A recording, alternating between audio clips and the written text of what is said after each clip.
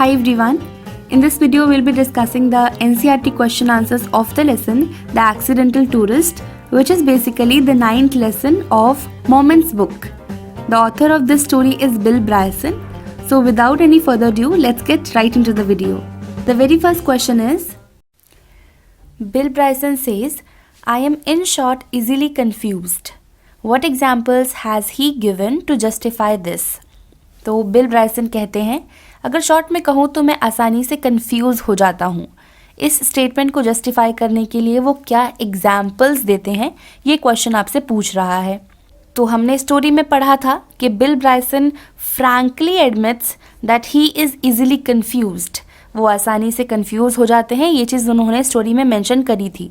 और इसे जस्टिफाई करने के लिए उन्होंने कई सारी बातें भी हमें बताई थी कि सिनेमा हॉल में अगर वो वॉशरूम की तलाश करने जाते हैं तो वो एक ऐसी लाइन में अपने आप को खड़ा पाते हैं जो एक सेल्फ लॉकिंग डोर के सामने जाकर ख़त्म हो जाती थी. इन शॉर्ट, वो गलत लाइन में खड़े हो जाते थे वॉशरूम के लिए, किसी और लाइन में खड़े हो जाते थे वॉशरूम की लाइन को समझकर. उन्होंने एक और एग्जाम्पल दिया है कि जब भी वो किसी होटल में चेक इन करते थे, वो अपने रिसेप्शन एरिया में बार बार जाकर अपने रूम नंबर को कंफर्म किया करते थे, क्योंकि वो बार बार रूम नंबर ही भूल जाते थे. So these were a few examples that he has given to justify the statement I am in short easily confused. So we have to mention both these things in our answer. So the answer is, Bill Bryson says I am in short easily confused and he gives some examples to justify the said statement. Bill Bryson कहते हैं कि मैं short में कहूँ तो आसानी से confuse हो जाता हूँ, और इस चीज़ को जस्टिफाई करने के लिए वो कुछ एग्जाम्पल्स भी देते हैं. He would go on looking for the lavatory in cinema, for instance, and end up standing in an alley on the wrong side of self-locking door. Lavatory is basically washroom and alley means line. So he gives first example के he used to go looking for lavatory in cinema, यानी cinema hall में जब भी वो washroom ढूंढने जाते थे वो एक गलत लाइन में खड़े हो जाते थे. He tells that his particular speciality was returning to hotel desks 2 or 3 times a day and asking what his room number was. Bill Bryson अपनी एक स्पेशलिटी भी बताते हैं कि मेरी खास बात पता है क्या है, जब भी होटल्स में मैं चेक इन करता हूँ तो मैं 2 या 3 बार रिसेप्शन एरिया में जाकर अपना रूम नंबर ज़रूर कंफर्म कर लेता हूँ. तो ये चीज़ें हमें बताती हैं that he easily gets confused. Now the next question is, what happens when the zip on his carry bag gives way. Question आपसे पूछ रहा है कि बिल ब्राइसन के गले में जो एक कैरी ऑन बैग पड़ा था जिसमें उनके छोटे छोटे आर्टिकल्स थे, वो जब एकदम से खुल जाता है, उसकी जिप जब एकदम से खुल जाती है तब क्या हुआ था. So we have to describe that incident over here. जब बिल ब्राइसन उस बैग को खोलने की कोशिश कर रहे थे, he was trying too hard but the zip was not opening. तो उन्होंने बहुत फोर्स लगा के जिप को खोला तो जिप एकदम से खुल गई और सारी चीज़ें ज़मीन पर बिखर गई. उनके जितने भी एसेंशियल आइटम्स थे, जितने भी पेपर्स थे, और स्पेशली उनकी टबैको जो काफ़ी एक्सपेंसिव थी, वो सभी चीज़ें ज़मीन पर फैल गई थी एक टेनिस कोर्ट जितने एरिया में. तो हमें ये अपने आंसर में लिखना है. He was trying too hard to open the zip and when it opened suddenly all the articles flew out of his bag. So Bill Bryson was trying too hard to open the zip. वो बहुत ज़्यादा कोशिश कर रहे थे zip को खोलने की. वो बहुत ज़ोर से जिप को खोलते हैं एंड इट ओपन सडनली. अचानक से जिप खुल जाती है and all the articles flew out of his bag. उनके बैग में जितनी भी चीज़ें थी वो सभी बैग से बाहर आ जाती हैं. They were scattered over a large area as big as tennis court. और एक टेनिस कोर्ट जितने बड़े एरिया में वो सारी चीज़ें फैल जाती हैं. He saw all his papers flying out. The coins rolled on the floor and the lidless box of tobacco rolled as the tobacco spilled on the floor. So he saw कि उनके bag से निकल के सारे papers ऐसे fly कर रहे हैं, सारे कॉइन्स ज़मीन पर गिर चुके हैं, और एक बॉक्स है which is lidless. That means that box is not having any lid. उस बॉक्स के ऊपर कोई ढक्कन नहीं है. उस लिडलेस बॉक्स का जितना भी टबैको था वो सब भी ज़मीन पर बिखर गया था. All the tobacco was spilled on the floor. तो ये सारी चीज़ें हुई थी जब उनकी जिप अचानक से खुल गई थी. Right now let's discuss the next question. Why is his finger bleeding and what is his wife's reaction. Question आपसे पूछ रहा है कि बिल ब्राइसन की फिंगर ब्लीड क्यों कर रही थी और उनकी वाइफ का क्या रिएक्शन था। So his finger basically got stuck in the zip. जब वो जिप को ज़ोर से खोलने की कोशिश कर रहे थे उनकी फिंगर जिप में स्टक हो जाती है और स्टक होने की वजह से it got cut and it started bleeding. और उनकी वाइफ का क्या रिएक्शन था, क्वेश्चन में ये भी आपसे पूछा गया है। तो his wife was only wondering कि कैसा बिहेवियर है इनका। His strange behaviour makes his wife amazed. So his finger got stuck in the zip, it got cut and was bleeding and his wife was wondering at his strange behavior। Writer Bill Bryson की finger उनकी zip में फंस गई थी और उस पर cut लग गया था and it was bleeding and his wife was wondering at his strange behaviour. उनकी वाइफ बस उन्हें ऐसे देख रही थी कि कितना स्ट्रेंज बिहेवियर है इनका। That was all about this question. Now let us discuss the next one. How does Bill Bryson end up in a crash position in the aircraft. So question is asking कि Bill Bryson कैसे एक aircraft में crash position में आ गए थे।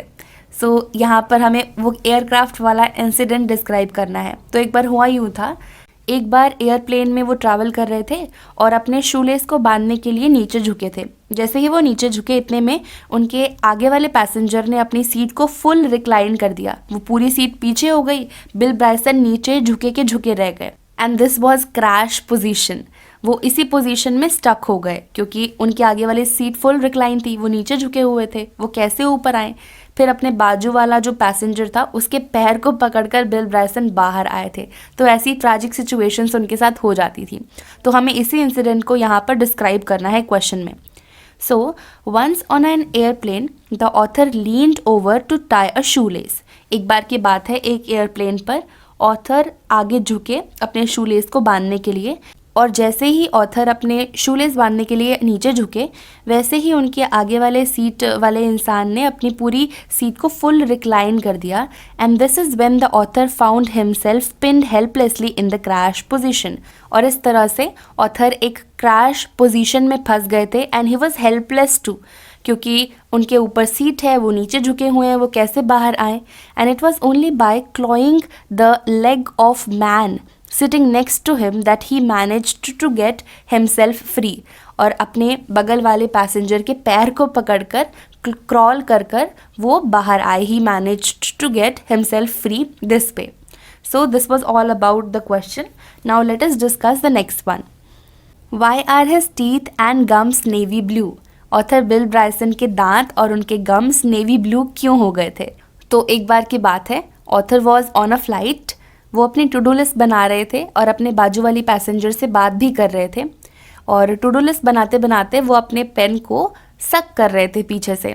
कई बार जब हम कुछ लिखते हैं या कुछ भी काम कर रहे होते हैं तो हमारी भी आदत होती है पेन को सक करने की।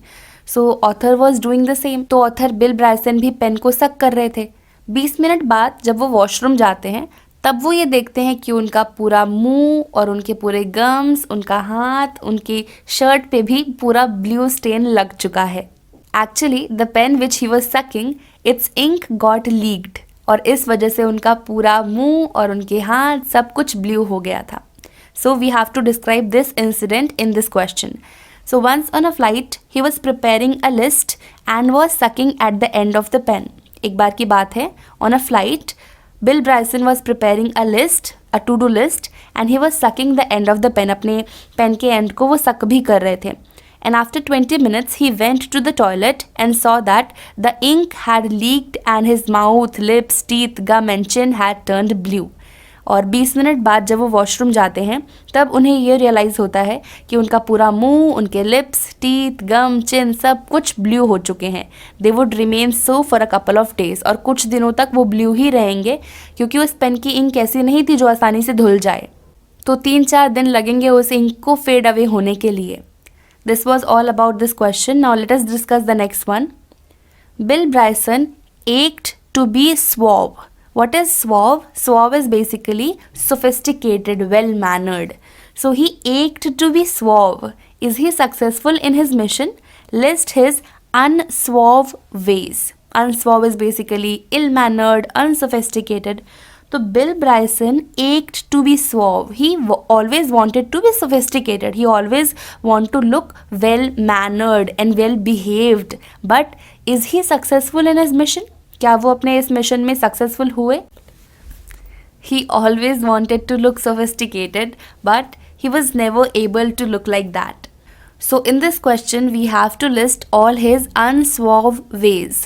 Unsuave is basically unsophisticated ways. जो भी उनके साथ situations हुई थी, जो भी उनके साथ प्रॉब्लम्स हो जाती थी, वो अजीब अजीब प्रॉब्लम्स में फंस जाते थे, all those unsophisticated things we have to mention in this question. No, he is not successful in his mission to be suave. पहले क्वेश्चन यही था कि is he successful in his mission to be suave? Is he successful in his mission to be sophisticated? So answer is no. He is not successful in his mission.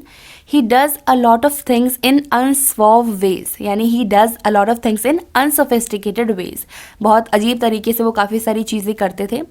He would rise from the dinner tables looking as if it has just experienced an extremely localized seismic event. Get in a car and close the door, leaving 14 inches of coat outside. Wear light colored trousers, discovering at the end of day that he sat on various times things like chewing gums, ice cream, cough syrup and motor oil.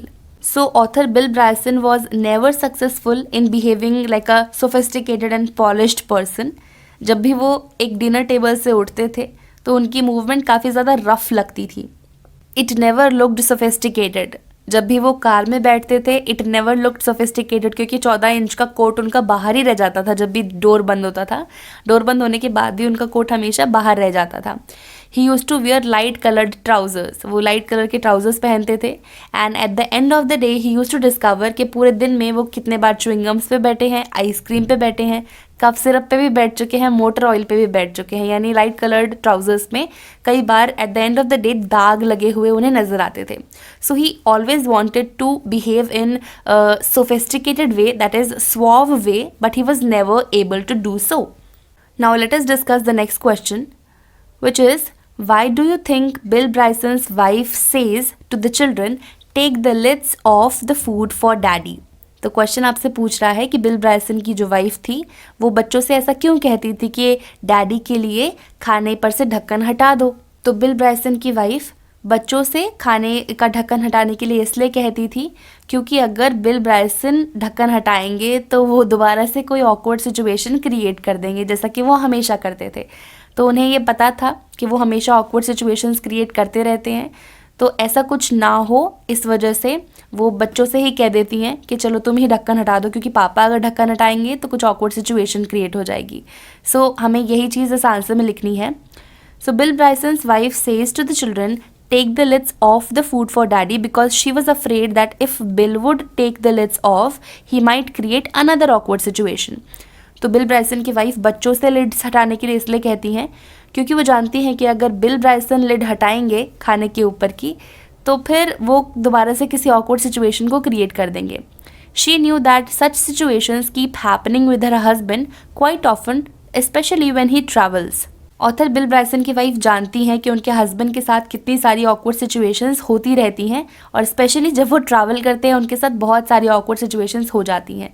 एक बार उन्होंने एक lady के ऊपर juice गिरा दिया था. Air hostess ने उसका ड्रेस चेंज कराया, वापस से उन्होंने जूस गिरा दिया. एक बार ऐसा हुआ था कि उनका पूरा कपड़ा, उनका मुंह, सब कुछ ब्लू इंक में स्टेन हो गया था. तो इस तरह की ऑकवर्ड सिचुएशंस उनके साथ हमेशा होती रहती हैं. तो ऐसा कुछ ना हो जाए इस वजह से बिल ब्राइसन की वाइफ बच्चों से कहती हैं कि आप ही लिड्स हटा दो, क्योंकि अगर बिल ब्राइसन ऐसा करेंगे तो दोबारा से कुछ ना कुछ ऑकवर्ड सिचुएशन क्रिएट हो जाएगी. तो अब हम इस लेसन का लास्ट क्वेश्चन डिस्कस करेंगे, which is what is the significance of the title. Question आपसे पूछ रहा है कि इस टाइटल का क्या सिग्निफिकेंस है. The title of the story is the accidental tourist. तो ये एकदम प्रिसाइज और एकदम परफेक्ट और सिग्निफिकेंट टाइटल है, क्योंकि इस पूरे लेसन में ऑथर के साथ एक्सीडेंट्स ही हो रहे हैं. He is only creating awkward and accidental situations. तो स्टोरी का टाइटल एकदम परफेक्ट है, एकदम प्रिसाइज है. So the title, The Accidental Tourist, is very precise and significant, as I told you. The author in his entire story gives numerous instances which prove him to be an accidental tourist. तो author ने इस story में बहुत सारी ऐसी situations को describe किया है जो एक्चुअली ये बताती हैं that he is literally an accidental tourist. He is a tourist who keeps facing humorous accidents and troubles. Bill Bryson एक ऐसे टूरिस्ट हैं जो बहुत सारे ह्यूमरस एक्सीडेंट्स और ट्रबल्स हमेशा फेस करते रहते हैं whenever he travels.